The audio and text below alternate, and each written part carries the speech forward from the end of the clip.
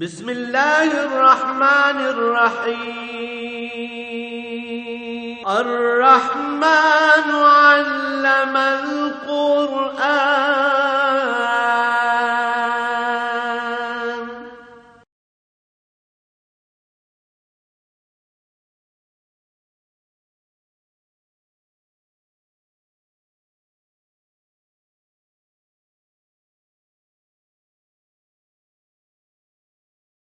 الحمد لله رب العالمين والصلاة والسلام على حبيبه محمد وآله وصحبه أجمعين. بسم الله الرحمن الرحيم.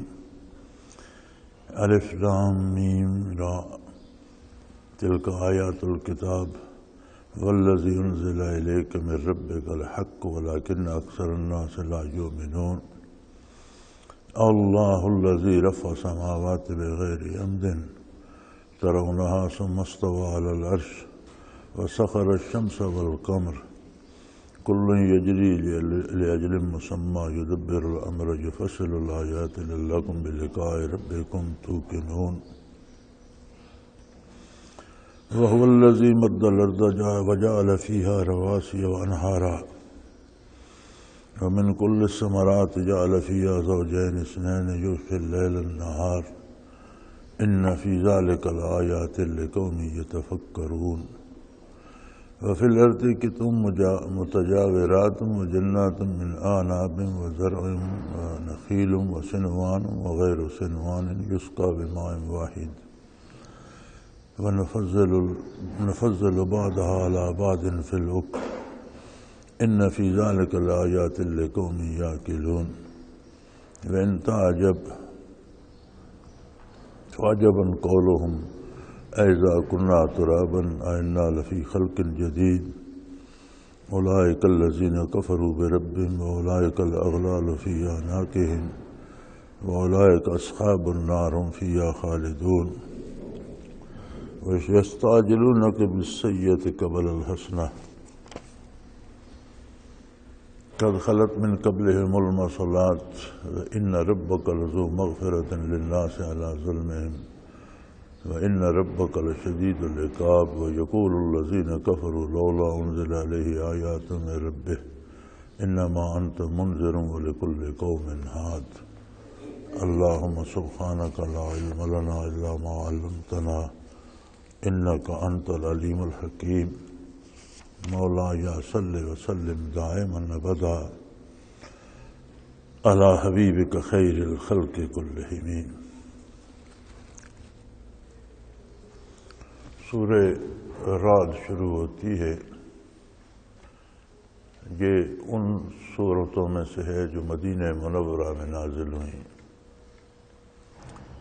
اور سورہ یوسف کے آخر میں جو توحید باری اور اوصاف باری عظمت الہی کا جو بیان ہے اسی کا تسلسل ہے.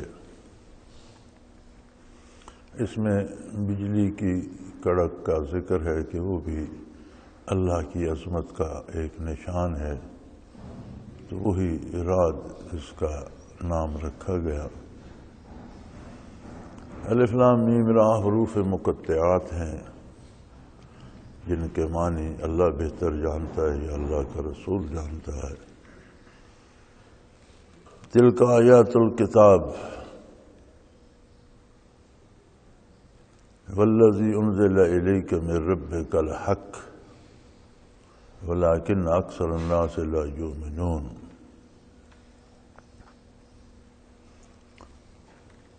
یہ ایک ایسی کتاب کی آیات ہیں. آیت جملے کو کہتے ہیں. یہ ایسی کتاب مبارک کے جملے ہیں جو آپ پر آپ کے پروردگار کی طرف سے نازل ہوئی. یہ کوئی عام کتاب نہیں ہے، یہ کسی انسان کی بنائی ہوئی نہیں ہے. یہ کلام باری ہے جو اللہ کی طرف سے آپ صلی اللہ علیہ وسلم پر نازل ہوا، اور اس کی صفت یہ ہے کہ الحق، یہ حرف حرف سچ ہے. اس نے دنیا کے امور زیر بحث آتے ہیں، اس میں گزشتہ اقوام کے واقعات زیر بحث آتے ہیں، اس میں آئندہ کے حالات زیر بحث آتے ہیں، اس میں آسمان و زمین کا تذکرہ ہے، اس میں ستاروں سیاروں کا ذکر ہے، یہ کائنات وسیط پر بحث کرتی ہے، لیکن کہیں کوئی حرف اس کی کوئی بات، اس کی کوئی خبر غلط نہیں ہو سکتی۔ جو ارشاد فرماتی ہے وہ حق ہے اور سچ ہے۔ جب یہ کتاب نازل ہوئی تو وہ آج سے 1450 سال پہلے کا عرصہ تھا۔ سائنس اس قدر ترقی نہیں کر سکی تھی۔ جب اس نے چاند اور سورج کی بات کی تو اس وقت سائنس تو سورج کو ساکن سمجھتی تھی، لیکن سائنس بھی اپنی ساری ترقی کے باوجود اور ساری محنت کے باوجود بڑی دیر صدیوں بعد ان حقائق تک پہنچی جو قرآن نے اس زمانے میں بیان کر دیے تھے جب اس سائنس کا وجود نہیں تھا۔ تو ایسی باتیں بھی اس میں ارشاد ہیں، انسانی تخلیق کے بارے، انسانی وجود کے بارے، انسانی حالات و واقعات کے بارے، انسانی کردار اور اس کے انجام کے بارے، جو بعد میں آنے والی صدیوں میں محققین نے کسی کو غلط ثابت نہیں کیا، بلکہ بہت بڑی تحقیقات بالآخر اس نتیجے پر پہنچی کہ جو کچھ قرآن نے فرمایا ہے وہ سچ تھا۔ وَلَٰكِنَّ أَكْثَرَ النَّاسِ لَا يُؤْمِنُونَ، لیکن لوگوں کی اکثریت ہر دور میں اس سے محروم رہتی ہے۔ اس کی برکات میں کوئی کمی نہیں ہوتی، اس کی کیفیات میں کوئی کمی نہیں ہوتی، کمی انسانی مزاج میں آ جاتی ہے، کیونکہ اللہ کریم نے انسان کو اختیار دیا ہے اور ایک عقیدہ اور ایمان اور یقین ہے آخرت کے عذاب و ثواب کا، کہ برائی پر اللہ معاف نہ کر دے تو عذاب ہوگا، معاف کر دے تو وہ کریم ہے، نیکی کا نیک اجر ملے گا۔ وہ بات الگ ہے۔ دنیا میں بھی کردار کا اثر انسان کو بہت زیادہ متاثر کرتا ہے۔ اگر وہ اس کا کھانا حلال نہیں ہے، سود کھاتا ہے، چوری کر کے کھاتا ہے، رشوت لے کے، یا کسی بھی ناجائز جوا کھیل کر کسی بھی ناجائز ذریعے سے کھاتا ہے، تو اخروی اثر کے علاوہ دنیا میں اثر یہ ہوتا ہے کہ حقائق کو قبول کرنے کی استعداد نہیں رہتی، وہ اللہ کے کلام کا انکار کر بیٹھتا ہے، اس کا شعور جو ہے وہ مندمل ہو جاتا ہے حرام کھانے سے، برائی کرنے سے، جھوٹ بولنے سے۔ تو لوگوں کی اکثریت چونکہ دنیا کی طرف مائل ہو جاتی ہے اور دنیا کی محبت اتنی سرایت کر جاتی ہے کہ ان کی ہوس ہی پوری نہیں ہوتی، دولت ہی سمیٹتے رہتے ہیں، جائز ناجائز ذرائع سے اقتدار کے پیچھے بھاگتے رہتے ہیں۔ اس کا اثر یہ ہوتا ہے کہ ایمان کی استعداد ضائع کر بیٹھتے، اور بیشتر لوگ جو ہیں وہ اللہ کے کلام پر یقین نہیں رکھتے، ایمان نہیں لاتے، حالانکہ اللہ وہ ذات ہے جس نے آسمانوں کو بغیر کسی دیوار، بغیر کسی ستون کے تمہارے سر پر تان دیا۔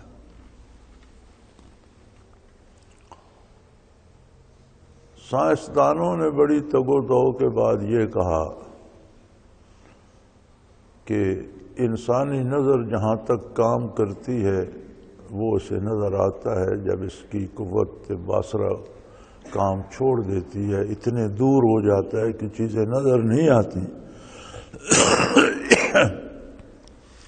تو وہاں اسے نیلگوں سی روشنی نظر آتی ہے، تو اسی کو لوگ آسمان کہتے ہیں۔ یہ سارا کہنے کے بعد پھر کہتے ہیں ہو سکتا ہے وہ آسمان ہی ہو، یعنی انکار نہیں کر سکتے۔ پھر آسمان کے اپنے عجائبات، سورج، چاند، ستارے، تو کرۂ ارض کو محیط ہے آسمان۔ وہ کیسا قادر ہے کہ اس نے زمین کے ساتھ آسمان کا کوئی ربط نہیں ہے، کوئی ستون ہو یا کوئی دیوار ہو جس پر آسمان تان دیا گیا ہو۔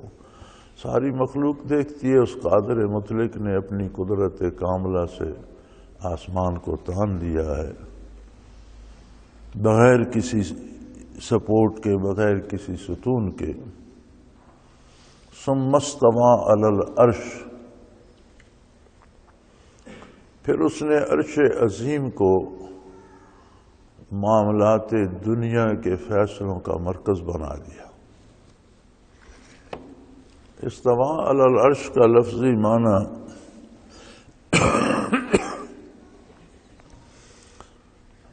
استوا کہتے ہیں قائم ہونے کو، کسی جگہ کے مقرر کر لینے کو۔ اللہ کریم کی ذات خالق ہے، اور معدود ہونا صفت مخلوق کی ہے۔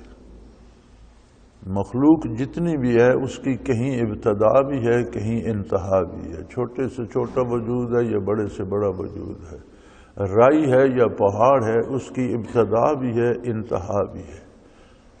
اس کی بلندی بھی ہے، اس میں پستیاں بھی ہیں، اس کا وزن بھی ہے، اور سارا کچھ اس میں موجود ہے۔ لیکن اللہ کی ذات ان باتوں سے بالا تر ہے۔ وہ خالق ہے، وہ بنانے والا ہے، اور وہ جیسا اس کی شان ہے ویسا ہی ہے۔ ہم اس کے لیے کوئی حدود مقرر نہیں کر سکتے۔ جو حدود ہم مقرر کریں گے وہ انسانی عقل کے مطابق، عقل مخلوق ہے، مخلوق کی حدود میں جو کچھ آئے گا وہ بھی مخلوق ہی ہوگا، خالق اس سے بالا تر ہے۔ تو مفسرین کرام اس کا مفہوم یہ لکھتے ہیں کہ عرش الہی کو تمام تدبیرات دنیا کا مرکز بنا دیا، اور یہی مفہوم ہے استوا علی العرش کا۔ بعض فرقوں نے یہ کہا کہ عرش پر کرسی ہے اور کرسی پر اللہ کریم تشریف فرما ہے، تو اگر ایسا ہو تو پھر اللہ کے لیے جسم ثابت ہوگا، پھر اللہ کے لیے حدود ثابت ہوں گی کہ کرسی میں سما کے، بڑی سے بڑی کرسی ہو پھر بھی حد تو ہوگی۔ اللہ کی ذات حدود سے ماورا ہے، بالا تر ہے۔ وہ ہر لمحہ، ہر جگہ، ہر آن موجود ہے، ہر جگہ ہر شے کو ذاتی علم سے جانتا ہے، ہر چیز سے باخبر ہے۔ عرش کو قبلہ بنا دیا زمین کا، یا آپ آج کی زمان میں کہہ لیں سیکریٹریٹ بنا دیا، جہاں سارے فیصلے ہوتے ہیں، جہاں سارا نظام چلتا ہے، جہاں سارے نظام کو کنٹرول کیا جاتا ہے۔ تو زمین میں اتنی چیزیں بے پناہ مخلوق بنا کر زمین والوں کو اختیار نہیں دیا کہ جو چاہیں کریں، ہوتا وہ ہے جو وہ کرتا ہے۔ فیصلے عرش پر ہوتے ہیں۔ مخلوق میں بڑے بڑے سلطان، بڑے بڑے لو لشکر والے لوگ، بڑے بڑے عظیم لوگ ہوتے ہیں، لیکن جب عرش سے فیصلہ ہوتا ہے تو ان کی موت بھی آ جاتی ہے۔ جب اس کا فیصلہ نافذ ہوتا ہے تو وہ بے بس ہو جاتے ہیں، اور جو کچھ وہ کرتے ہیں وہ بھی اتنا ہی کرتے ہیں جتنی ان کو وہ ہمت دیتا ہے۔ نیکی کرتے ہیں یا برائی کرتے ہیں، وہ ایک طاقت دے دیتا ہے اور انسان کو فیصلے کی اجازت دے دی ہے۔ وَهَدَيْنَاهُ السَّبِيلَ، نیکی اور برائی کے راستے واضح ہیں، اللہ کریم نے بتا دیے، ارشاد فرما دیے۔ اب انسان کو اختیار ہے، اما شکورا و اما کفورا، شکر کا راستہ اختیار کرے یا ناشکری کا۔ وَسَخَّرَ الشَّمْسَ وَالْقَمَرَ، اب یہ بات آج سے 1450 سال پہلے بتانا یہ اللہ ہی کو سزاوار ہے۔ اس وقت بتا دیا کہ سورج اور چاند بھی اپنے مقرر راستوں پر اللہ کے حکم سے چلنے کے پابند ہیں۔ نہ سورج حد سے زیادہ ایک حد سے زیادہ تپش دے سکتا ہے، روشنی دے سکتا ہے، نہ ایک حد سے کم کر سکتا ہے۔ اللہ کریم نے جو مقرر کر دیا، اس کا راستہ متعین کر دیا ہے، وہ اپنے راستے سے ہٹ نہیں سکتا۔ چاند اتنی روشنی دیتا ہے جتنی اللہ کو منظور ہے، اسی راستے پہ چلتا ہے، وہیں تیرتا رہتا ہے جو راستہ اس کا رب کریم نے مقرر کر دیا ہے۔ وہ اپنی مرضی سے کہیں جا نہیں سکتا۔ اگر ان میں تھوڑا سا تفاوت بھی آتا تو یہ رات دن کا نظام تباہ ہو جاتا۔ اگر یہ رات دن کا نظام بگڑتا تو زمین سے اگنے والی کھیتیاں، درخت، فصلیں تباہ ہو جاتی، انسانی وجود بے پناہ قسم کے غیر متوقع موسموں سے تباہ ہو جاتے، نظام کائنات مختل ہو جاتا۔ لیکن یہ سارے ستارے، سیارے، یہ کائنات، یہ زمین، یہ آسمان اس کے دیے ہوئے پروگرام کے پابند ہیں، اس سے نکل نہیں سکتے۔ کل یجری لاجل مسمی، ایک مقررہ وقت تک جب تک اللہ چاہتا ہے یہ مقرر راستوں پر گردش کرتے رہے۔ آپ ان کے راستے بدلے ہوئے نہیں دیکھیں گے، یہ صدیوں سے جس راستے پہ چل رہے ہیں، اور جب تک اللہ نے مقرر کر دیا چلتے رہیں گے۔ ایک وقت آئے گا جب یہ بھی جھڑ جائیں گے، یہ اس کی مرضی، اس کا فیصلہ ہے۔ یدبر الامر، چھوٹے بڑے ہر کام کا حکم وہی دیتا ہے، اس کی تدبیر وہی کرتا ہے۔ اربع قطرے بارش کے برستے ہیں، ہر قطرے کو جہاں اس نے مقرر فرمایا وہ وہاں پہنچتا ہے۔ یعنی بغیر ترتیب کے یہ نظام بھی نہیں ہے کہ اندھا دھند برس رہی ہے جو جہاں برس گئی، نہیں، ہر قطرہ مقرر ہے کہ اس نے کہاں پہنچنا ہے۔ شب و روز گزرتے صدیاں بیت گئیں، لیکن ہر شے اپنے وقت پر مقرر ہے۔ یدبر الامر، ہر کام کی تدبیر وہ فرماتا ہے۔ یفصل الآیات، اور کتنی تفصیل سے یہ باتیں آپ کو بتا دی گئی ہیں، ان سب کا تجزیہ کر کے، ان سب کو دیکھ کر انسان کو یہ نتیجہ حاصل ہوتا ہے تاکہ تم اپنے پروردگار کے پاس جانے پہ یقین کر لو کہ اتنا بڑا نظام جس کو ایک سیکنڈ کے بھی ہزارویں حصے تک پابند کر دیا گیا ہے ایک ترتیب کا، کوئی پتا بغیر پروگرام کے نہیں پھوٹتا، کوئی پتا بغیر پروگرام کے گرتا نہیں، کوئی تنکا گھاس کا وقت سے پہلے نہیں نکلتا، نہ کوئی تاخیر کرتا ہے، وقت کے بعد ہوتا ہے۔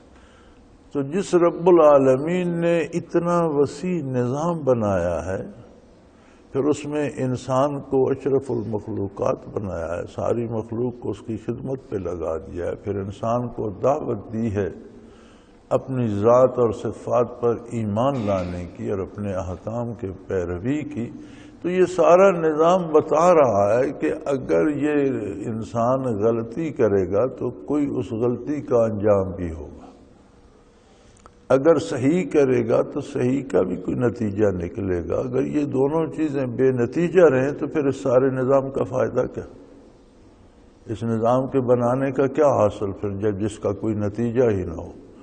تو کوئی انسان بھی، وہ کم سے کم عقل بھی رکھتا ہو، تو کوئی ایسا کام نہیں کرتا جس کا کوئی نتیجہ نہ ہو، کوئی نہ کوئی نتیجہ حاصل کرنا چاہتا ہے۔ یہ فضول سی باتیں ہیں، مثلا کوئی سارا دن تاش کھیلتا رہتا ہے، اب تاش سے کیا نتیجہ نکلے گا، اس سے کیا حاصل ہوگا؟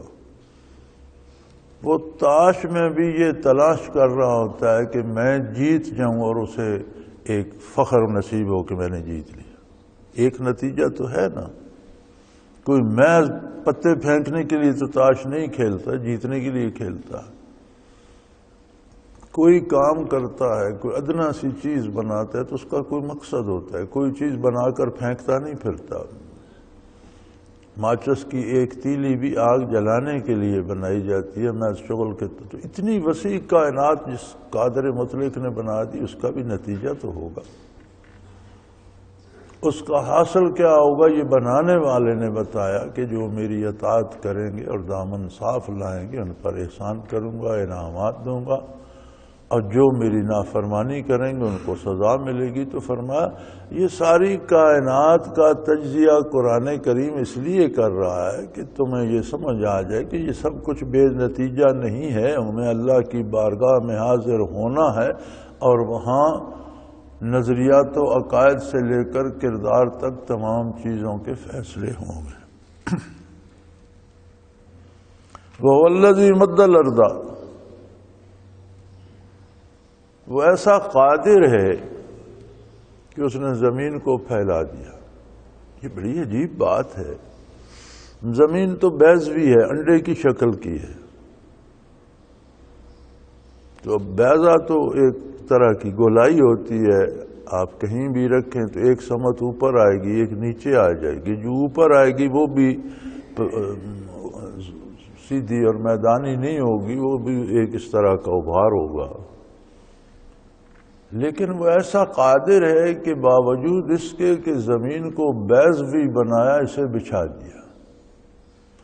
آپ دنیا ساری کا چکر لگا لیں تو آپ کو نظر آئے گی کہ زمین گول ہے، میں اس کے ارد گرد گھوم رہا ہوں. زمین پر اتریں گے تو وہ بچھی ہوئی ہے، میدان ہے. اب یہ معمولی بات نہیں ہے. کرۂ ارض کو آپ گلوب میں دیکھیں، اس کے گرد جہاز پر بیٹھ کر پھر لیں، آج تو یہ ممکن ہے. اب یہاں سے ہمارے لوگ جو امریکہ جاتے ہیں تو کچھ ادھر سے برطانیہ سے ہو کر جاتے ہیں، لیکن جو مغربی امریکہ میں جاتے ہیں وہ یہاں سے جاپان جاتے ہیں اور ادھر سے ہو کر آ جاتے ہیں. جنہوں نے امریکہ کے مغربی ساحلوں پر جانا ہوتا ہے تو مغربی شہروں میں جانا، وہ یہاں سے جاپان جاتے ہیں اور دوسری طرف سے ہو کر آ جاتے ہیں، انہیں ادھر سے نزدیک راستہ پڑتا ہے. تو یہ سفر کرنے والے سارے دیکھتے ہیں زمین تو گول مول ہے، لیکن کہیں زمین پر اتر جاؤ تو وہ پھیلی ہوئی ہے.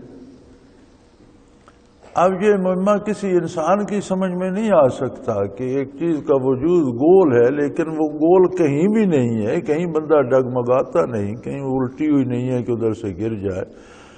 فرمایا وہ ایسا قادر ہے، هو الذی مد الارض، اس نے زمین کو پھیلا دیا. آپ جہاں جائیں آپ کو پھیلی ہوئی اور میدان ہی نظر آتی ہے. وجعل فیہا رواسیا، بڑے بڑے پہاڑ اس پر کھڑے کر دیے، اور ایسے اندازے سے اور ایسی حکمت سے کھڑے کیے کہ انہوں نے زمین کو برابر رکھا ہوا ہے، میخوں کی طرح گاڑ دیے. اور کہیں بہت بڑے پہاڑ ہیں، کہیں چھوٹی چھوٹی ٹیکریاں ہیں، کہیں چٹیل میدان ہے، لیکن سارے کا توازن اس طرح ہے کہ وہ ڈولتی نہیں، اس طرح بچھونے کی طرح بچھی ہوئی ہے. وَأَنْهَارًا، اور اس میں دریا جاری کر دیے. کیسا قادر ہے کہ یہی پانی جو سمندروں سے اٹھا کر اس کے بادل بناتا ہے، پھر اسی بادل سے بارش ہوتی ہے. وہی بارش کہیں قطرے برس رہے ہیں، کہیں اولے پڑ رہے ہیں، پہاڑوں پر برف بن کر گر رہی ہے. پھر وہ ٹنوں برف، کروڑوں ٹن برف سروں پہ اٹھا کے کھڑے ہو جاتے ہیں پہاڑ. پھر وہ آہستہ آہستہ ان میں رستی رہتی ہے، پھر نیچے جا کر چشمے بنتے ہیں. وہ چشموں کا پانی بہنا شروع ہوتا ہے، پھر وہ جب ملتا ہے تو دریا بن جاتے ہیں اور پورے روئے زمین کو سیراب کرتے ہیں. یہ سارا نظام کس نے بنایا؟ وہ کتنا قادر ہے کہ اس سارے نظام میں کہیں گڑبڑ نہیں ہوتی. ایسا نظام ترتیب دے دیا ہے اور اس پر ایسی اس کی قدرت کاملہ ہے کہ وہ صدیوں سے، ہزاروں صدیوں سے آ رہا ہے، اربوں سالوں سے آ رہا ہے، اور جب تک رہے گا اسی طرح مضبوطی سے چلتا رہے گا. وَمِن كُلِّ الثَّمَرَاتِ جَعَلَ فِيهَا زَوْجَيْنِ اثْنَيْنِ۔ اب یہ دیکھ لو کہ بے پناہ پھل اس نے پیدا فرمائے، زمین کے سینے کو ڈھانپ دیا۔ انسان کی غذا بھی ہے پھلوں میں، انسان کی دوا بھی ہے پھلوں میں، بے شمار پھل پیدا فرمائے، اور درختوں کو، پھلدار درختوں کو بھی جوڑا جوڑا نر و مادہ بنا دیا۔ اب نر درخت کے اجزاء یا اس کے پھولوں کی جو ننھی ننھی اس میں ہوتی ہیں چھوٹی چھوٹی، وہ پھولوں کے اندر کلیاں سی، وہ اڑ کر مادہ پہ جا کے گرتی ہیں، مکھیاں بیٹھتی ہیں ان کے پاؤں سے چلی جاتی ہیں، پرندے بیٹھتے ہیں ان کے پاؤں سے چلی جاتی ہیں، اور اس سے اس پر پھل لگتا ہے۔ یہ ایسا قادر ہے کہ جس نے توالد و تناسل کا سلسلہ پھلدار درختوں میں بھی جاری کر دیا اور ان کو بھی جوڑا جوڑا بنا دیا۔ اسی طرح یغشی اللیل النہار، دن کی روشنی پر رات کا پردہ ڈال دیتا ہے، ویسا قادر ہے۔ انسان فانی مخلوق ہے، کمزور ہے، یہ دن بھر جسم کے اعضاء کو استعمال کرتا ہے، چلتا پھرتا ہے، بولتا ہے، کام کرتا ہے، تو سارے اعضاء بے دم ہو جاتے ہیں۔ اس نے رات بنا دی، آرام کرتا ہے، ہر پٹھا سست ہو جاتا ہے، اور جو بدن میں جو ہڈیاں گھس گئی تھیں، جو اعضاء گھس گئے تھے، جو پٹھے کمزور ہو گئے تھے، وہ اس کے سوتے سوتے پھر تعمیر ہو جاتے ہیں۔ صبح اٹھتا ہے پھر تازہ دم، حشاش بشاش، رات کو چور ہو کر لیٹتا ہے، صبح تازہ دم اٹھتا ہے۔ اس نے دن کی روشنی پر رات کا پردہ ڈال دیا۔ اگر رات ہی رات رہتی تو نظام کائنات چلنا دشوار تھا، اور دن ہی دن ہوتا تو پھر بھی مشکل تھا۔ ان فی ذلک لآیات لقوم یتفکرون، جو لوگ کچھ سوچ بچار کرتے ہیں، تفکر کرتے ہیں، غور کرتے ہیں اس میں، تو یہ عظمت الہی کی بڑی دلیلیں اس میں موجود ہیں۔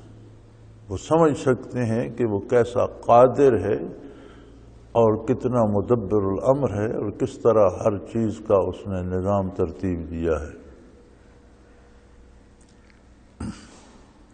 وفی الارض، کہ تم متجاورات، زمین ایک ہی ہے لیکن قدم قدم پر اس کی خصوصیات بدل جاتی ہیں۔ اکٹھے کھیت ہیں، اوپر نیچے دائیں بائیں ساتھ ساتھ، لیکن ایک فصل ایک کھیت میں ہوتی ہے، دوسرے میں اچھی نہیں ہوتی۔ ایک کھیت میں ایک پھلدار درخت پھلتا پھولتا ہے، دوسرے میں لگاؤ تو سوکھ جاتا ہے، اس میں نہیں ہوتا۔ فی الارض کہ تم متجاورات، اس نے زمین میں بھی ایک ایک ٹکڑے میں مختلف خصوصیات رکھ دی۔ کہیں زمین کی گود سے تیل نکل رہا ہے تو کہیں دوسری زمین کی گود سے سونا ابل رہا ہے، کہیں دوسری زمین کی گود سے چاندی نکل رہی ہے، اور کہیں جواہرات برآمد ہو رہے ہیں۔ زمین ایک ہی ہے لیکن اس کے مختلف ٹکڑوں میں مختلف خصوصیات رکھ دی ہیں۔ یہ سونا، چاندی، جواہرات، یہ پھل پھول، یہ سارا کچھ کیسے بنتا ہے؟ اسی زمین میں وہ اجزاء موجود ہوتے ہیں، وہ ایٹمز موجود ہوتے ہیں۔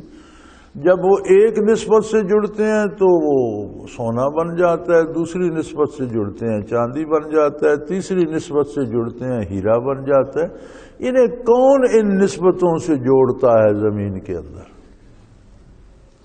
کون ہے جس نے مختلف ٹکڑوں میں زمین کے مختلف خصوصیات؟ ہم کاشتکار لوگ ہیں، ہم جانتے ہیں کہ زمین کے اس ٹکڑے میں کون سی فصل اچھی ہوتی ہے، اور ساتھ والے میں کوئی دوسری فصل ہوتی ہے۔ عجیب بات ہے، زمین ایک ہی ہے، پانی اگر لگاتے ہیں تو ایک ہی ہے، بارش ہوتی ہے تو ایک سی ہے۔ زمین ساتھ ساتھ کھیت ہے، لیکن ایک کھیت میں مونگ پھلی اچھی ہوتی ہے، دوسرے میں گندم اچھی ہوتی ہے، تیسرے میں باجرہ اچھا ہوتا ہے، کسی میں دالیں بیجو تو وہ اچھی ہوتی ہیں، دوسری فصل بیجو تو اچھی نہیں ہوتی۔ تو یہ سارے ان چیزوں کے اجزاء اس قادر مطلق نے تقسیم کر کے مختلف کھیتوں میں اپنی قدرت کاملہ سے رکھے ہیں۔ یہ حادثاتی طور پر ایسا نہیں ہوتا، یہ اتفاقات نہیں ہے، یہ اس کی قدرت کاملہ ہے۔ فرمایا فی الارض کہ تم متجاورات، زمین میں بھی مختلف کے ٹکڑے ہیں زمین کے، وجنات من اعناب، کسی ٹکڑے میں تو اس نے انگور کے باغ اگا دیے۔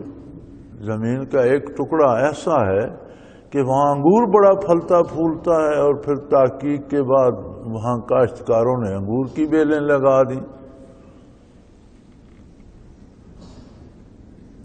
وزروع، دوسرے میں فصلیں اچھی ہوتی ہیں، اس میں پھلدار درخت نہیں پلتے، لیکن وہ تو اس کے ساتھ کے ٹکڑے میں وہ فصل بیجتے ہیں۔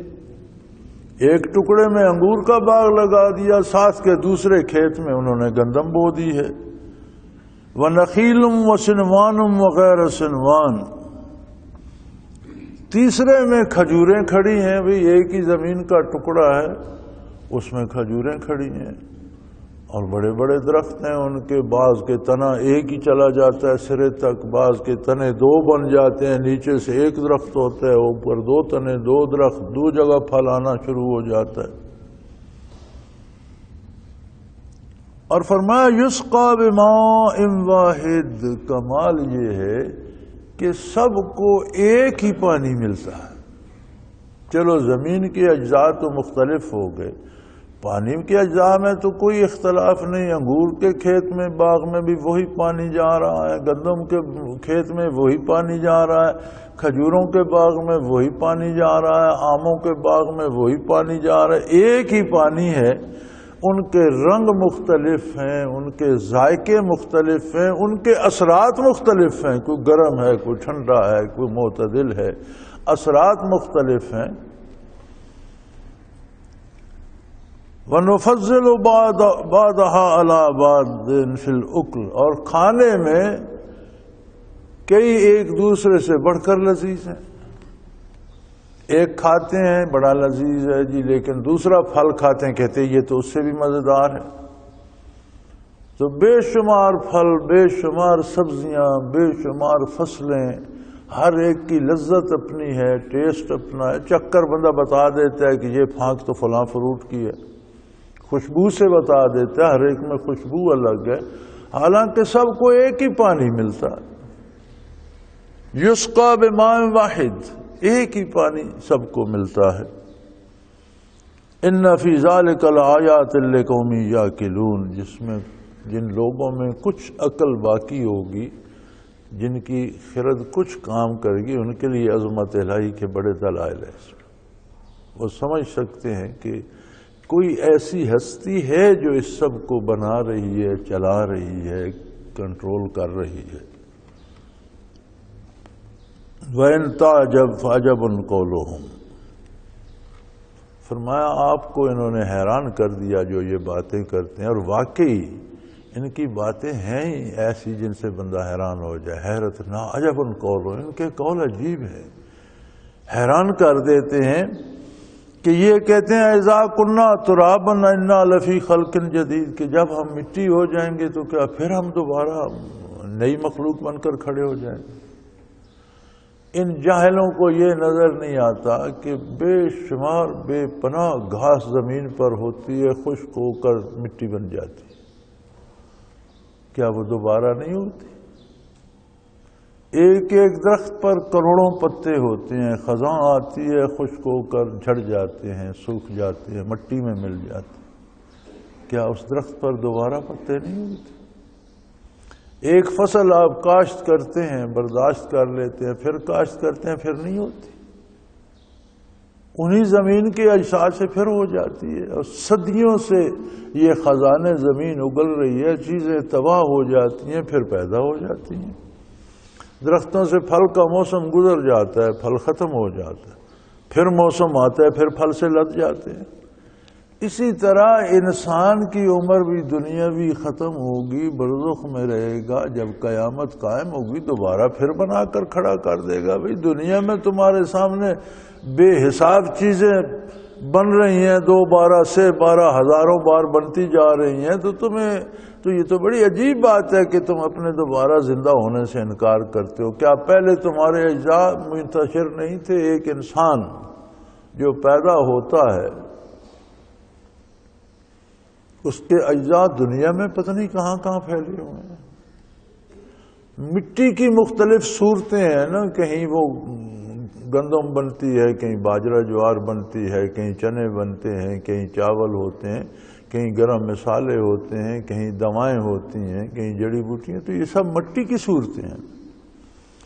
ہر وجود تک وہ غذا پہنچتی ہے جو اس کا حصہ مقرر ہے ازل سے، اتفاقاً نہیں ہوتا کہ جو مٹی آ گئی وہ تھوپتے گئے اور ایک بت بن گیا، ایسا نہیں ہوتا۔ ہر وجود تک وہ ذرات پہنچتے ہیں، وہ اس باڈی سیل بن کر پہنچتے ہیں جو اس تک پہنچنے کی مقرر کر دی ہیں اللہ نے۔ والد کھاتا ہے غذا تو اس کی جو اولاد ہونی ہے اس کے باڈی سیل اس کی غذا میں جاتے ہیں، لیکن اس کے وجود کا حصہ نہیں بنتے، صلب میں محفوظ ہو جاتے۔ ماں کے پیٹ میں جاتا ہے تو غذا ماں کھاتی ہے، لیکن جو ماں کا وجود کا حصہ ہے وہ اس کے وجود کا حصہ بنتا ہے، جو بچے کا ہے وہ بچے کی غذا بنتی ہے، اس کے وجود کا حصہ بنتا ہے۔ اتنی باریکی سے جو انسانی اجزاء کو لا رہا ہے، تقسیم کر رہا ہے، تو مر کر تو بندہ اتنا منتشر تو نہیں ہو سکتا، تو دوبارہ اسے کھڑا کرنا اس کی قدرت کاملہ کے لیے کیا دشوار ہے؟ کیا تم یہ روز دیکھ نہیں رہے؟ یہ سیلی ہوتے ہیں نا زمین کے، جو گھاس بنتی ہے، سبزہ بنتا ہے، پھول بنتے ہیں، پھل بنتے ہیں، فصلیں بنتی ہیں، ختم ہو جاتی ہیں، گل سڑ جاتی ہیں، مٹی بن جا پھر بن جاتی۔ یہ تمہارے سامنے ہر لحظہ ہو رہا ہے، اور پھر تم کہتے ہو ہم مر جائیں گے، مٹی ہو جائیں گے، تو ہمیں کیسے بنایا جا سکتا ہے؟ وہ بات ہے۔ اللہ کریم فرماتے ہیں آپ حیران ہوتے ہیں ان کی باتوں پر، واقعی ان کی باتیں ہیں ہی ایسی کہ ان پر حیران ہوا جائے۔ یہ کیسے بے وقوف لوگ کہ اربہ چیزیں ہر لحظہ ان کے سامنے نمودار ہو رہی ہیں، فنا ہو کر پھر بن رہی ہیں، تو ایک اپنے وجود کے بارے میں یہ تعجب ہے کہ یہ کیسے بن جائے گا؟ بھئی جیسے ساری کائنات بن رہی ہے یہ بھی بن جائے گا، جیسے پہلے بن گیا دوبارہ پھر بن جائے گا۔ اولئک الذین کفروا بربہم، یہ اس لیے ایسی عجیب باتیں کرتے ہیں اور ان کو عظمت الہی سمجھ نہیں آتی کہ ان کے دلوں میں کفر کی تاریکی ہے، یہ اپنے پروردگار کی عظمت کا انکار کر بیٹھے۔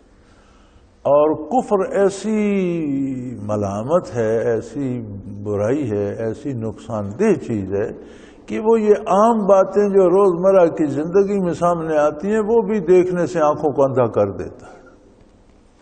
کفر ایسی تاریکی ہے کہ یہ جو روزمرہ کی باتیں جو اللہ کریم ارشاد فرما رہے ہیں، قرآن جن کی طرف متوجہ فرما رہا ہے، انہیں یہ بھی نظر نہیں آتی، ان کی آنکھوں پہ کفر کے پردے پڑ گئے ہیں۔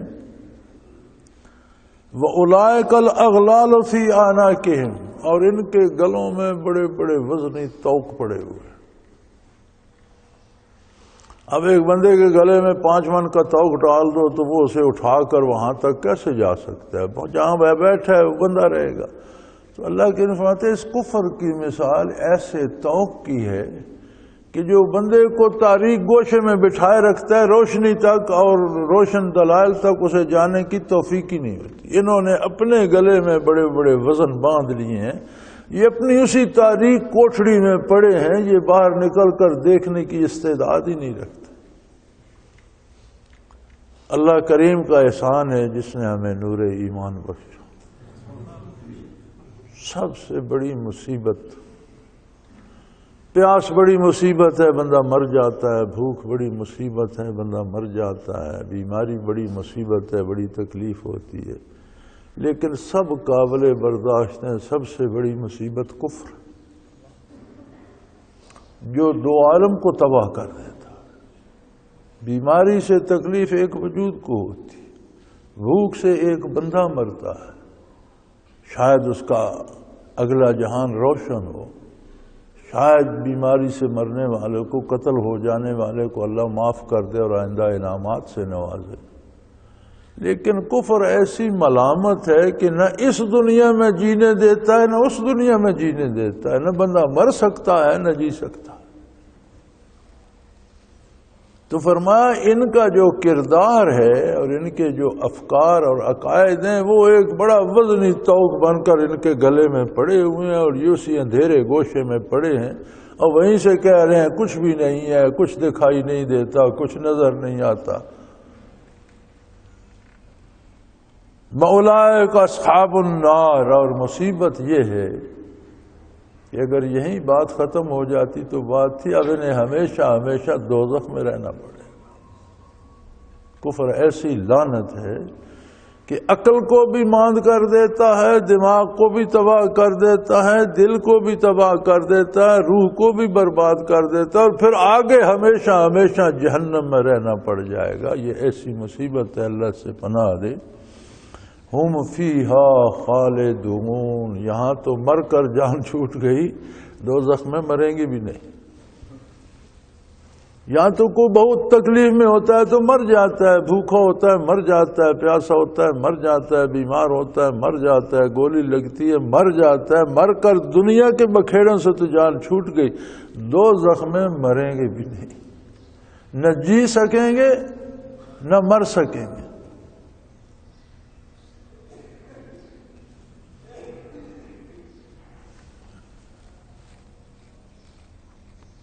وَيَسْتَعْجِلُونَكَ بِالسَّيِّئَةِ قَبْلَ الْحَسَنَةِ، اللہ کریم فرماتے ہیں کہ ان بے وقوفوں کی عجیب حالت ہے، اور ان گدھوں کو دیکھو کہ یہ آپ صلی اللہ علیہ وسلم سے کہتے ہیں اگر آپ سچے نبی ہیں تو پھر عذاب لے آئیے، یعنی بجائے آپ کی برکات سمیٹنے کے آپ سے عذاب کا مطالبہ کرتے ہیں، اور ایسے جاہل ہیں کہ اگر عذاب آ گیا تم تباہ ہو گئے تو پھر فائدہ کیا ہوگا، یعنی جب عذاب آئے گا تم تباہ و برباد ہو کر جہنم میں چلے جائے گے تو اس کا فائدہ کیا ہے۔ مطالبہ کرتے ہیں کہ اچھا آپ اگر اللہ کے نبی ہیں تو جو مصیبتیں، جو دکھ، جو عذاب آپ کے وہ لے آئیے۔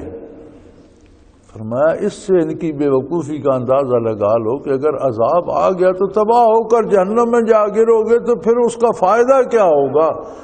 عذاب آ گیا تو پھر تمہیں کوئی توبہ کی فرصت ملے گی، کوئی تمہاری توبہ سنے گا، کوئی تمہاری بات مانے گا۔ یہ تو جب فرعون بھی غرق ہونے لگا تو انہوں نے کہا اب میں اللہ کو مانتا ہوں، رب العالمین کو مانتا ہوں، بنی اسرائیل اور موسیٰ کے رب کو مانتا ہوں۔ فرمایا الآن وقد کنت من الکافرین، اب مانتا ہے، اب تو تجھے موت کے اور دوزخ کے فرشتے نظر آ رہے ہیں، برزخ تیرے سامنے کھل گیا، اب ایمان لانے کا وقت تو گزر گیا۔ جب تیرے پاس فرصت تھی تو کنت من الکافر، اس وقت تو کافروں کا سردار بنا ہوا تھا اور انکار کرتا تھا، آج تیرے ماننے کو، آج تو مانتا ہے، آج میں نہیں مانتا۔ وہ کہتے ہیں کوئی بزرگ تھا نا، فقیرانہ روش تھی اس کی، تو کسی گاؤں میں رہتا تھا، کوئی بندہ گزرا تو اس سے اس کی ملاقات ہوئی تو اس نے کہا بابا جی آپ یہاں اس شہر میں کیا کرتے ہیں؟ اس نے کہا یار میں بندوں میں اور اللہ کریم میں صلح کرانا چاہتا ہوں، تو میری کوشش یہ ہے کہ بندوں میں اور اللہ میں پیار و محبت ہو جائے، صلح ہو جائے۔ فرمایا پھر کچھ حاصل ہوا؟ فرمانے لگے اللہ تو مانتا ہے، بندے نہیں مانتے، کوشش کر رہا ہوں، اللہ کریم مانتا ہے، بندے نہیں مانتے۔ پھر کچھ عرصہ بعد اس شخص کا گزر ہوا تو شہر کے باہر، شہر کے قبرستان میں بیٹھے تھے، تنگ آ کر لوگوں کی اس سے شہر چھوڑ دیا، قبرستان میں جھگی بنا لی۔ اس نے کہا بابا جی آپ شہر چھوڑ کر قبرستان میں آ گئے، یہاں کیا کر رہے ہیں؟ کہنے لگے کر تو یہاں بھی وہی رہا ہوں کہ بندوں میں اور اللہ میں صلح ہو جائے۔ پھر فرمانے لگے اب بندے مانتے ہیں، اب اللہ نہیں مانتے، اب جو یہ قبروں میں پڑے ہیں یہ تو مانتے ہیں، اب اللہ نہیں مانتے۔ وہ کہتے ہیں وہ وقت گزر گیا۔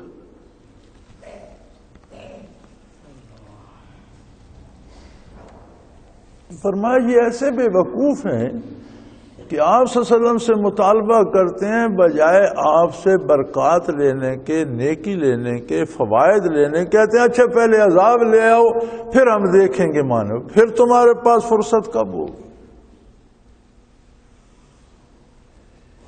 بعض لوگ از حد جاہل ہوتے ہیں۔ میرا ایک ذاتی تجربہ ہے، بڑی مدت کی بات ہے، اس زمانے میں خال خال بندوقیں ہوتی تھیں، تو ہم ایک گاؤں سے نکل رہے تھے، کہیں گئے ہوئے تھے، پیدل کا زمانہ تھا، 10-12-15 میل یہاں سے دور تھا، پہاڑوں میں تھا گھرا ہوا، اور ہم پیدل نکل رہے تھے واپس آنے کے لیے۔ ہمارے پاس رائفلیں تھیں تو 12 بور بندوق تو پھر کہیں نظر آ جاتی تھی، رائفل بڑی عجیب بات ہوتی تھی، پستول اس سے بھی عجیب ہوتا تھا۔ فوجی افسروں کو لائسنس ملتے تھے تو بڑے فخر سے وہ کندھے سے لٹکائے پھرا کرتے تھے۔ اب تو کسی کے پاس وہ بھی چھپا کے رکھتا ہے کہ وہ لٹکانے سے شرم آتی ہے، بندے کے پاس اب تو میرے خیال کتوں کے گلے میں بھی بندے ہوتے ہیں تو ضرورت نہیں ہے اسے دکھانے کی۔ تو ہم گاؤں سے نکلے تو ایک نوجوان لڑکا مویشی چرا کر گاؤں کی طرف جا رہا تھا، وہ ہمارے پاس رک گیا اور مجھ سے ہی اس نے پوچھا کہ یہ جو آپ کے پاس بندوق ہے اس کی گولی بندے سے پار ہو جاتی ہے؟ میں نے کہا کئی بندوں سے ہو سکتی۔ کہنے لگا میں ادھر کھڑا ہوتا ہوں، آپ مجھ پر گولی چلائیں، دیکھیں مجھ سے پار، یہ واقعہ ہے۔ اور میں نے کہا یار مجھے معاف کرو، جب گولی تم سے پار ہوگی پھر تم نہیں رہو گے، پھر میری شامت آ جائے گی کہ اس نے بندہ قتل کر۔ یہ شعور قوموں کا بھی ہوتا ہے۔ اب جو حضور اکرم صلی اللہ علیہ وسلم سے مطالبہ کر رہے ہیں کہ اچھا آپ اللہ کے سچے نبی ہیں تو ہم پر عذاب لے آئیے، یعنی مجھے گولی مار کے دکھائیے، مجھ سے گزر جائے گی تو پھر تم کب دیکھو، جب گولی تم سے گزر گئی تو تم تو دیکھنے کے لیے نہیں رہو گے، پھر تو لوگ تماشا دیکھیں۔ وہی بات جہاں اللہ کریم فرما رہے ہیں کہ ان کا قول ہے ہی قابل حیرت کہ کہتے ہیں ہم پر عذاب لے آئے، جب عذاب آئے گا تباہ ہو جاؤ گے، پھر توبہ کہاں اور وہ جو برکات نبوت ہیں وہ کہاں سے پاؤ گے؟ وَقَدْ خَلَتْ مِنْ قَبْلِهِمُ الْمَثُلَاتُ، اور ایسی مثالوں سے انسانی تاریخ بھری پڑی ہے۔ انہیں کیوں یہ یقین نہیں آتا کہ قوموں نے انبیاء کی مخالفت کی اور ان پر عذاب آئے، وہ تباہ ہوئیں، آسمانوں سے پانی کی بجائے ان پر آگ برسی، پتھر برسے، زمین غرق کر دی گئی، سیلاب آ کر غرق کر دیے گئے، طوفان اور ہواؤں کے ساتھ تباہ و برباد کر دیے گئے۔ کون سا عذاب ہے جو واقعہ نہیں ہوا؟ انہیں کیوں سمجھ نہیں آتی؟ وَإِنَّ رَبَّكَ لَذُو مَغْفِرَةٍ لِلنَّاسِ عَلَىٰ ظُلْمِهِمْ، فرمایا پھر دیکھ لو اللہ بھی کتنا کریم ہے، آپ کا پروردگار کتنا ہی صاحب رحمت، کتنا ہی کریم ہے کہ اس طرح کے جاہلوں کو بھی پال رہا ہے۔ ان کی یہ خرافات، ان کے یہ جرائم اور نبی علیہ السلام کے ساتھ ان کا یہ جھگڑا سن کر پھر انہیں رزق دیے جا رہا ہے، عمر دیے جا رہا ہے، صحت دیے جا رہا ہے اور مہلت دیے جا رہا ہے کہ کبھی تو توبہ کر لو۔ وَإِنَّ رَبَّكَ لَذُو مَغْفِرَةٍ، یار یہاں بات بڑی عجیب فرمائی، ان ربک، حضور کو خطاب فرماتے آپ کا پروردگار ساری کائنات کا ہے۔ جس انداز سے آپ مانتے تھے اس انداز سے پروردگار آپ ہی کا ہے، کسی دوسرے کو وہ کیفیت نصیب نہیں۔ تو اسی طرح ہر بندے کا اپنا پروردگار ہے، اس کے ایمان اور عقیدے کے مطابق۔ پروردگار تو ایک ہے، اس کی ذات میں تو تغیر و تبدل نہیں۔ بندوں کے ایمان اور عقیدے میں درجات ہیں، اور سب سے اعلیٰ درجہ نبی کریم صلی اللہ علیہ وسلم کا، جیسا آپ کا رب ہے ویسا کسی کا نہیں۔ ان ربا کا، یقیناً آپ کا پروردگار یا ساری کائنات کا پروردگار ہے، لیکن جیسا آپ کا ہے وہ آپ صلی اللہ علیہ وسلم ہی کا ہے۔ میرا پروردگار ہے، آپ کا پروردگار ہے، لیکن ہم سب کے عقیدوں میں اوپر نیچے درجات ہیں۔ جس کا جیسا، تو فرمایا سب سے اعلیٰ پروردگار آپ صلی اللہ علیہ وسلم کا ہے۔ آپ کا پروردگار کتنا صاحب بخشش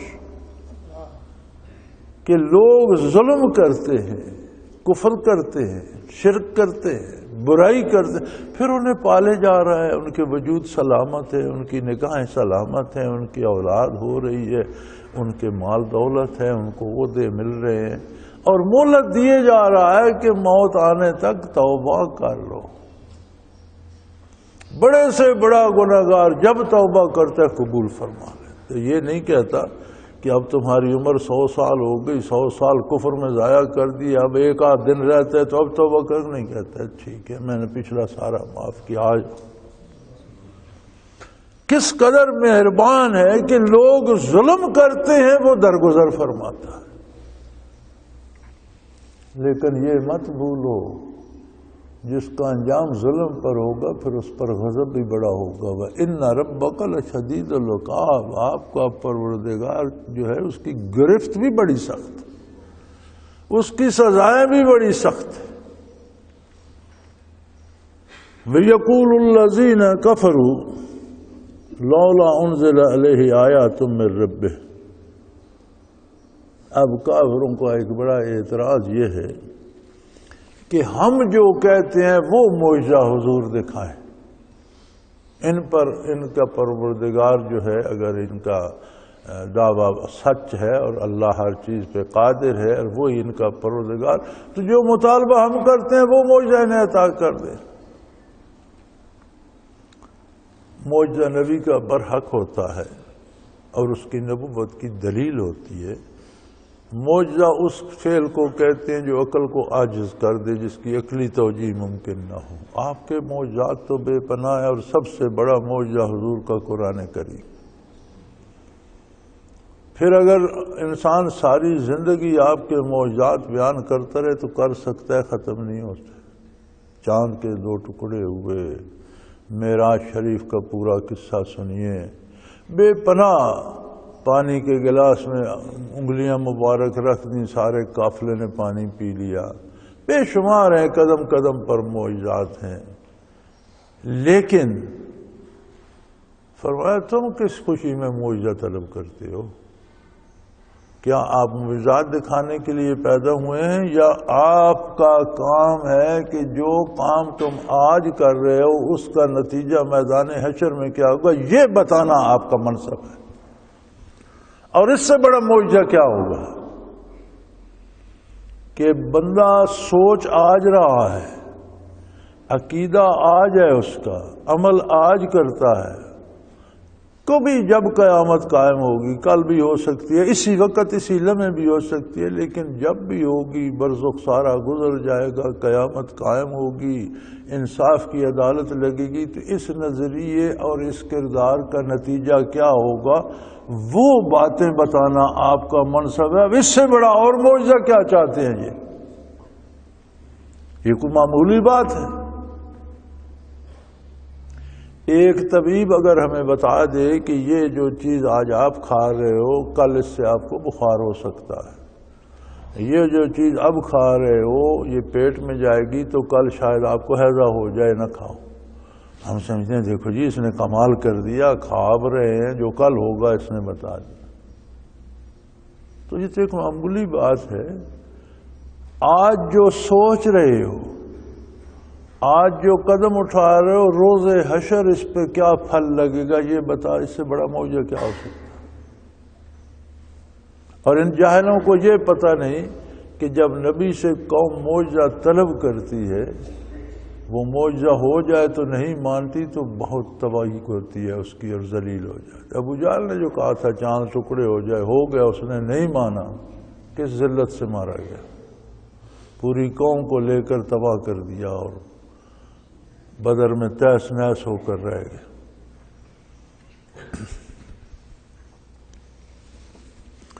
تو فرمایا آپ کا منصب جلیلہ یہ ہے کہ آپ انذار آنے والے خطروں سے آگاہ فرمائیں۔ وَلِكُلِّ قَوْمٍ هَادٍ، اور ہر قوم کو ہم نے انبیاء کی برکات سے نوازا ہے۔ اب جو نہیں لیتا وہ خود بد نصیب ہے۔ کہیں نبی مبعوث ہوئے، جہاں نبی نہیں تھا وہاں نبی کے نائبین اور اس کے متبعین اللہ کا پیغام پہنچاتے رہے۔ جب وہ بھی نہ رہے نیا نبی آ گیا۔ ہر قوم میں، دنیا کے ہر خطے میں جہاں انسان آباد تھے، اللہ نے وہاں انبیاء مبعوث فرمایا اور حق کی آواز پہنچانے کا پورا اہتمام کیا۔ وآخر دعوانا ان الحمدللہ رب العالمین۔ اللہ اللہ اللہ اللہ اللہ اللہ اللہ اللہ۔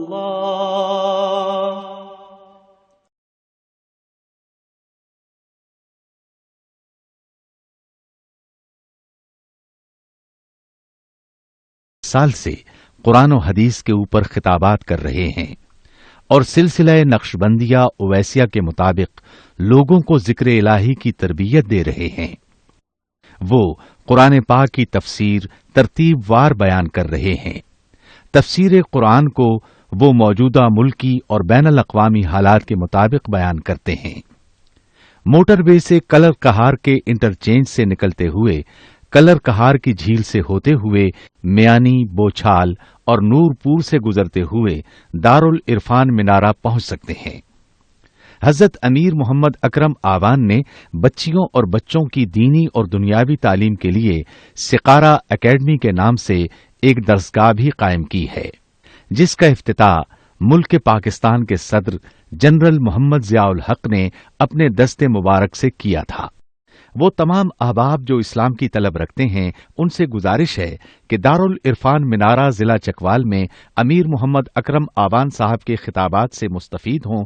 وہ ہر جمعے کو نماز سے پہلے بیان فرماتے ہیں۔ ہر ماہ کی پہلی اتوار کو ماہانہ اجتماع ہوتا ہے جس میں آپ خصوصی خطاب فرماتے ہیں اور پاکستان کے چاروں صوبوں سے احباب اس اجتماع میں شرکت کرتے ہیں۔ اس کے علاوہ یہاں سال میں 2 مرکزی اجتماعات بھی ہوتے ہیں، ایک رمضان المبارک میں اعتکاف کا اجتماع اور دوسرا جولائی اور اگست میں 40 دن کا اجتماع ہوتا ہے جس میں روحانی تربیت کی جاتی ہے۔ اپنا خون سیماب دے کر اتنا ہم کر جائیں گے، نام آقا کا چمن میں پھر رقم کر جائیں گے۔